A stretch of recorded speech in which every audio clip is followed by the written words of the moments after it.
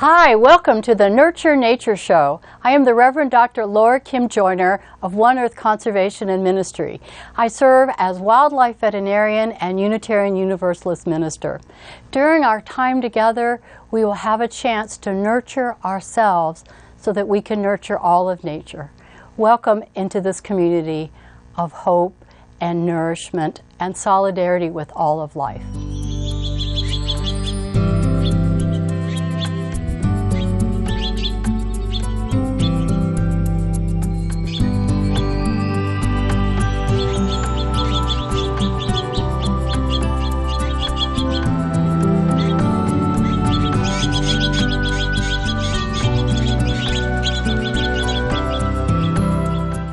Welcome to today's episode of the Nurture Nature Show.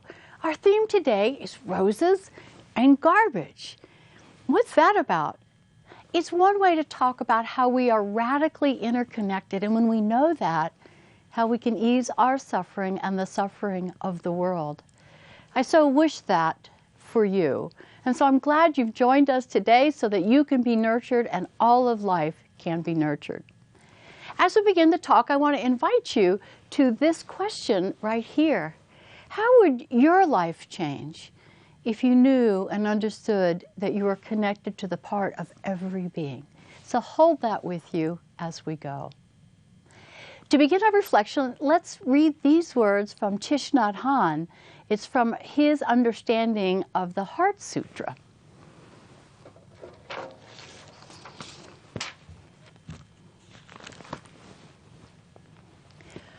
We are not separate.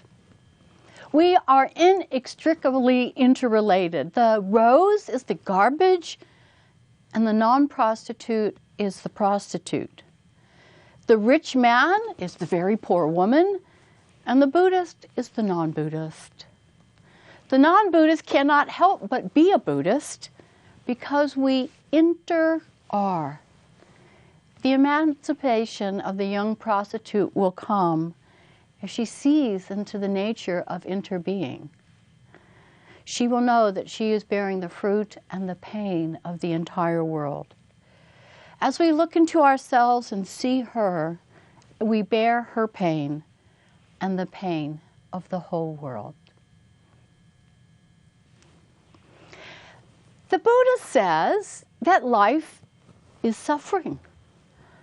Now, we don't need a religious leader to tell us that life is suffering. We know that. Now, maybe we're not imprisoned or treated unfairly or tortured, but we know that there is suffering, such as when someone close to us is sick or dying, when a relationship's been fractured, maybe when you think about a species that has gone extinct. What do you do to ease your pain? I imagine there's all kinds of things that are good for you. You find a way to be connected to your inner beauty and your outer beauty. And many of us choose methods that aren't so good for us. Maybe it's not much of a choice. We become depressed, we withdraw, maybe we become anger, we overeat, we have substance abuse issues. We harm ourselves and we harm others. The Buddha says, no matter what we do to try to ease the suffering, there will always be suffering. But what we can do, even though we can't end it, we can minimize it and maximize benefit and flourishing. So today's message is about, well, how can we do that? How can we decrease suffering and maximize flourishing? And we're drawing on the Buddhist tradition and the Heart Sutra from Thich Nhat Hahn. So what is the answer to this? Well, the answer is really complex, and yet it is also simple. The answer is we are connected to all of life. Such as in the movie Avatar, one of the most successful movies of all time, and this picture showing the people chanting and all connected to the tree of life that connects them everywhere.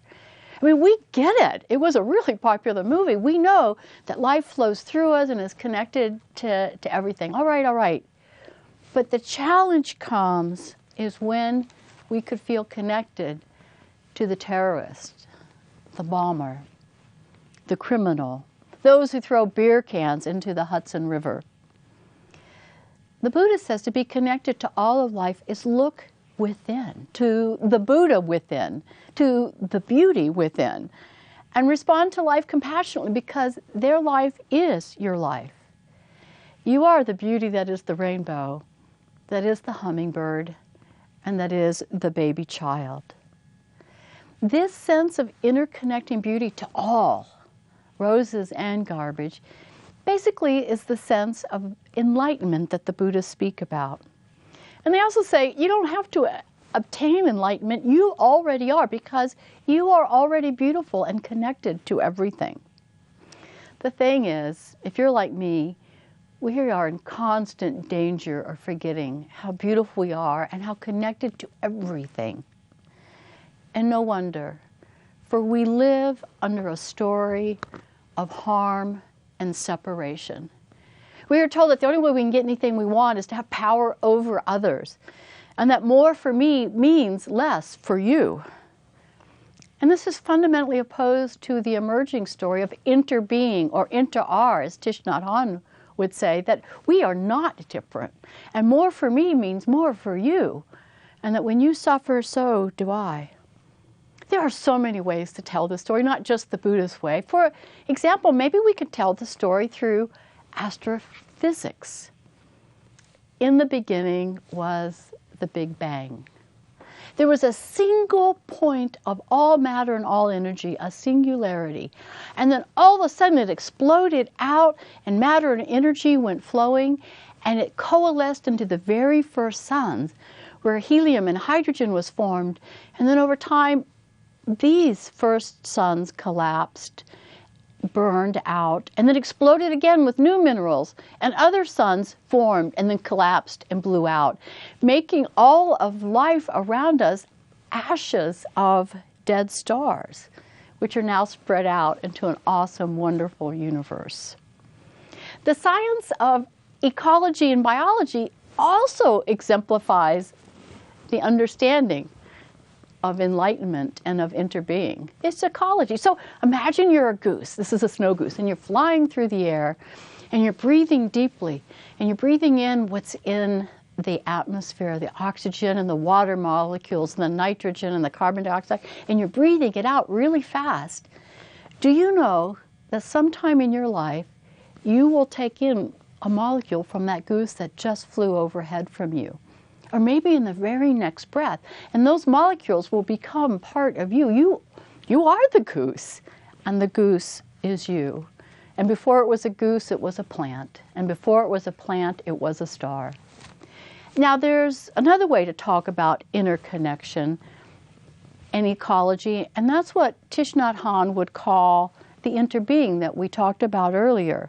And the way they explain it is in this way with a piece of paper.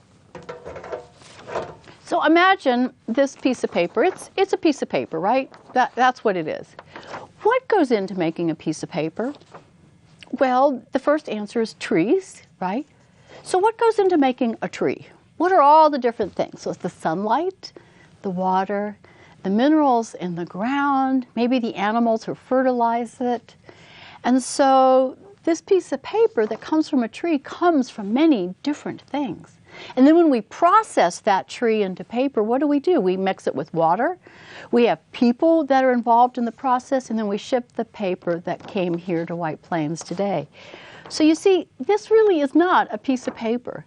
This is the sunshine and the water and the trees and the people. There is no separate piece of paper. And in the Buddhist understanding of the Heart Sutra, there is also no separate self. We are the trees, the plant, the water, the goose. We do not exist separate and are part of everything else. But tell me, if there is no self, how do we get through the day? If we are the goose and the tree and the plant, how do we do it? Well, the Buddhists have another saying. There is a mountain. There's not a mountain. There is a mountain. And it suggests the various ways of seeing the world. So let's say you're going out and you look up and there are the beautiful Teton Mountains. Well, clearly there's a mountain. But when you look into the reality of that mountain, you go, well, it's full of snow and clouds and water and rocks and minerals and evolution and the mountains before them and all the animals that are living in that mountain. There is no mountain. There is no separate thing called a mountain. It is part of the whole. And then when we carry that awareness with us, we say, well, yes, there is a mountain, but it is made up of everything, and yet it is also there as itself. There is a mountain, there is not a mountain. We hold it all, and there is a mountain. Are you feeling any tingles of enlightenment yet? Well, let's keep trying, shall we, to see if we can understand that.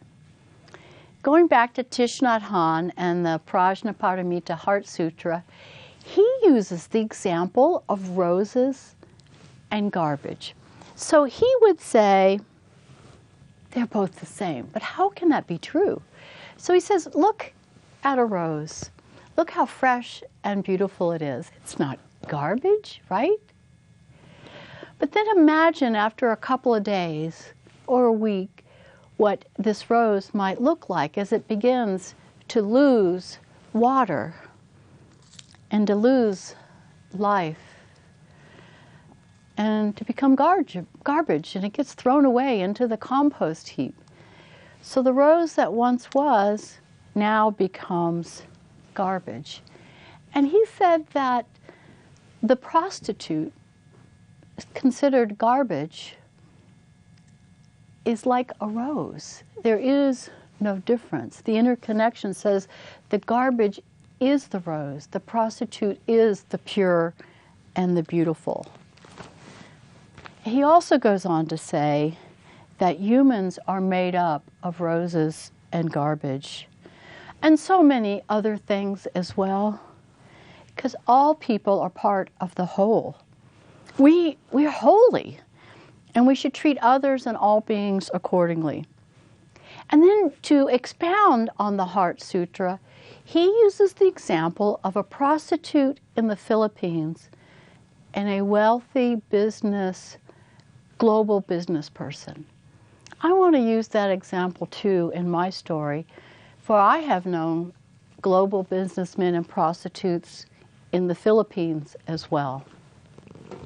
Many years ago, I was working in the Philippines for a wealthy businessman, and he said, let's go out on the town tonight. And so we did, and we met up with 4 other wealthy and powerful people in the Philippines, and we went out on the town, and before we left, he gave me a wad of money and said, you carry this, you have a purse. So we went out to dinner, and then we went on to the next stop, and it was a smoke-filled room where it was really hard to see what was going on.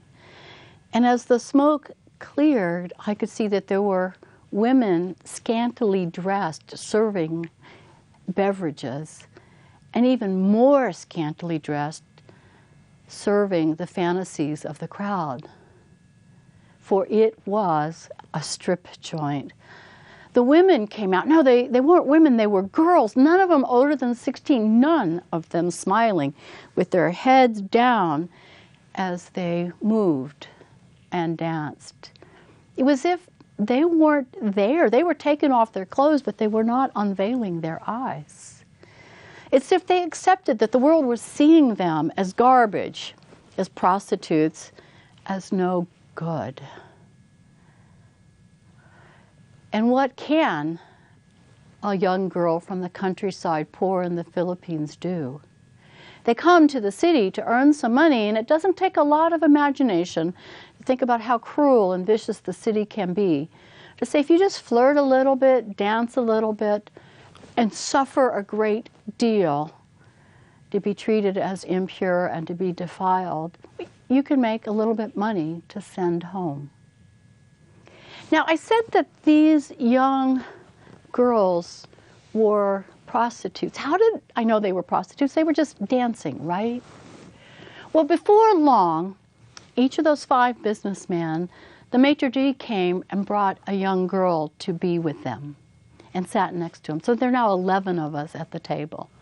And it didn't take too much longer for the businessmen to say, it's time to go, And all 11 of us came out of the strip joint, and there we are late at night in the streets of Manila.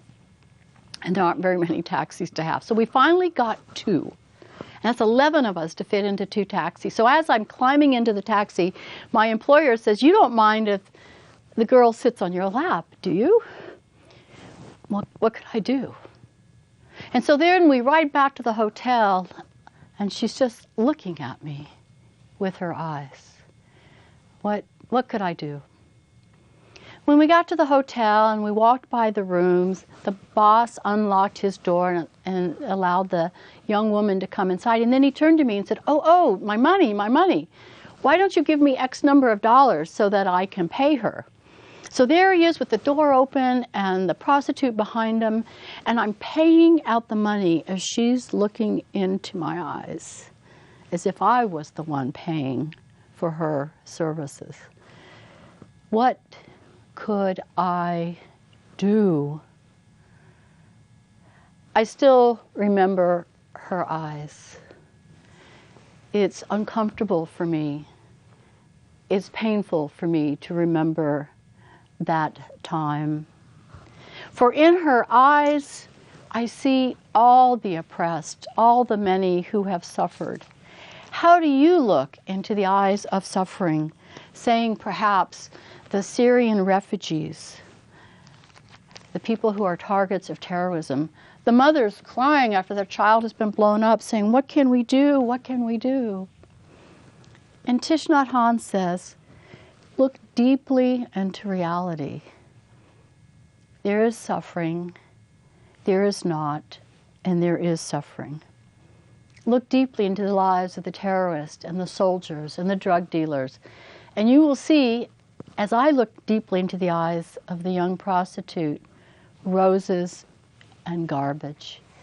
Your beautiful life is connected to her through the benefits that we all gain from the colonialism and the economic practices that lead to the oppression of the young throughout the world who sell themselves into economic and sexual slavery.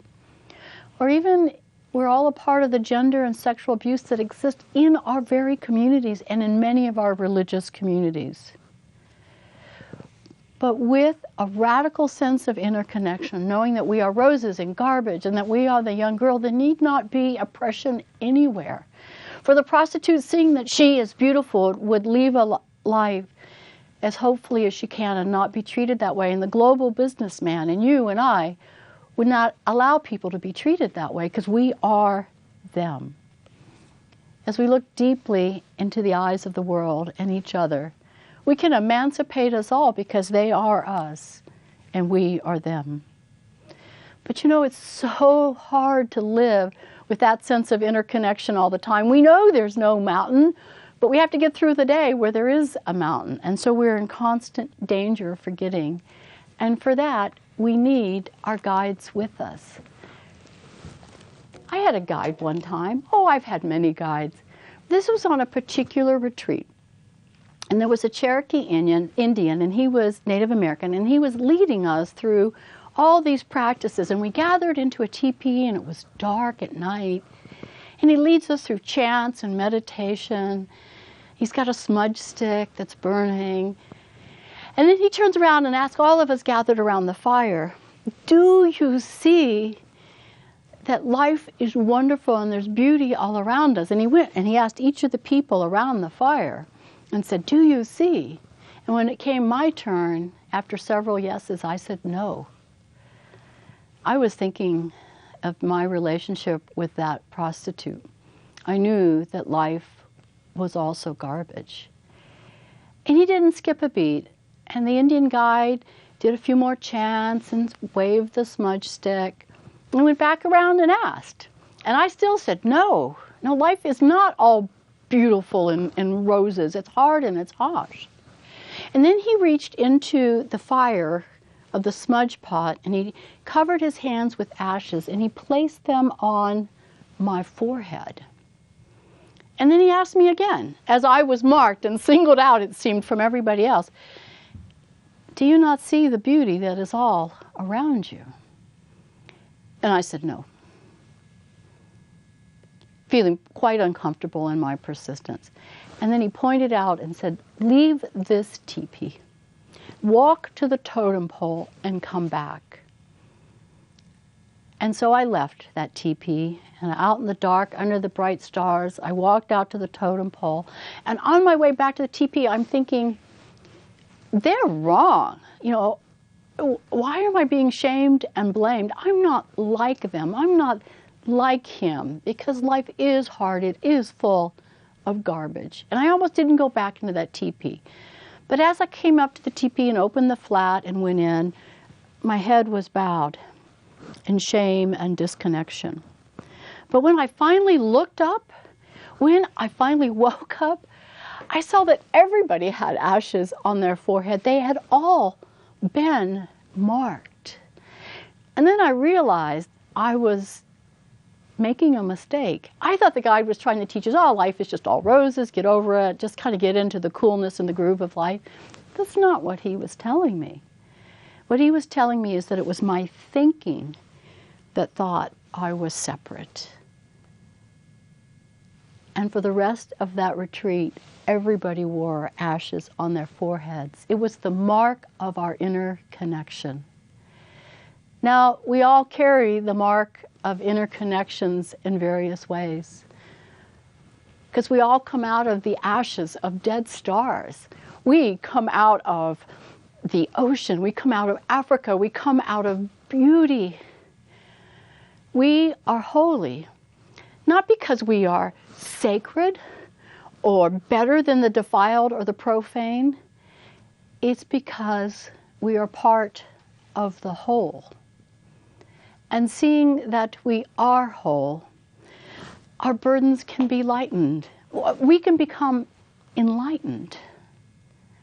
Because when we suffer, others do, and they can care for us. When they suffer, we can take care of them. And out of this sense of interbeing and interseeing, compassion can bloom all over the world as flowers in a garden of peace and hope. And so let us leave this part of the show with the reflection. You've probably seen people do it.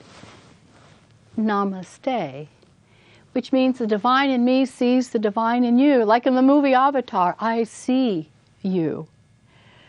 I see the beauty in you. If you want to continue with this work and reflection of how we are all roses and garbage, at the end of this show are several slides. One is suggested reflection questions, which you can pause and ask people around you, journal with, talk to your friends when you go for coffee or tea. There are also suggested actions that you can be a part of. And after all of the slides are references and resources to get further connected and to have more programs.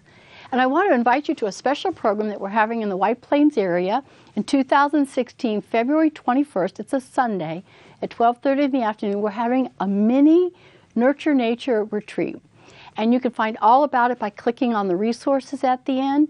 And if you think you'll come, and I do hope you will, please email me, because space is limited and we need to take reservations for this mini retreat. February 21st, Sunday at 12:30 in the afternoon to last 90 minutes.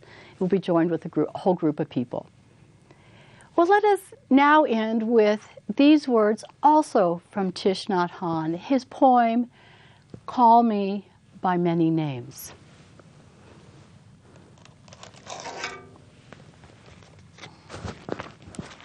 And he writes,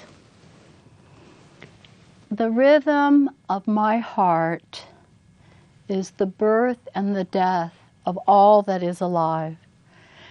I am the mayfly metaphoursing on the surface of the river. And I am the bird when spring comes, arrives in time to eat the mayfly. I am the frog swimming happily in the clear water of the pond. And I am also the grass snake who, approaching in silence, eats the frog. I am the child in Uganda, all skin and bones. My legs as thin as bamboo. And I am the arms merchant selling deadly weapons to Uganda. I am the 12-year-old girl, refugee on a small boat, who throws herself over into the ocean after being raped by a sea pirate. And I am the pirate, my heart not yet capable of seeing and loving. I am a member of the Politburo, with plenty of power in my hands, and I am the woman who has to pay their debt of blood to my people, dying slowly in a forced labor camp. My joy is like the spring, so warm it makes flowers bloom in all walks of life. My pain is like the river of tears, so full it fills up the oceans. Please call me by my true names, so I can hear all my cries and all my laughs at once, so I can see that my joy and my pain are one. Please call me by my true name so I can wake up, and so the door of my heart can be left open, the door of compassion. So may you, dear viewer, as you go out the doors of your home, may you find the means to unlock your heart for the doors of compassion. And now our service has ended, but your service to the world has just begun.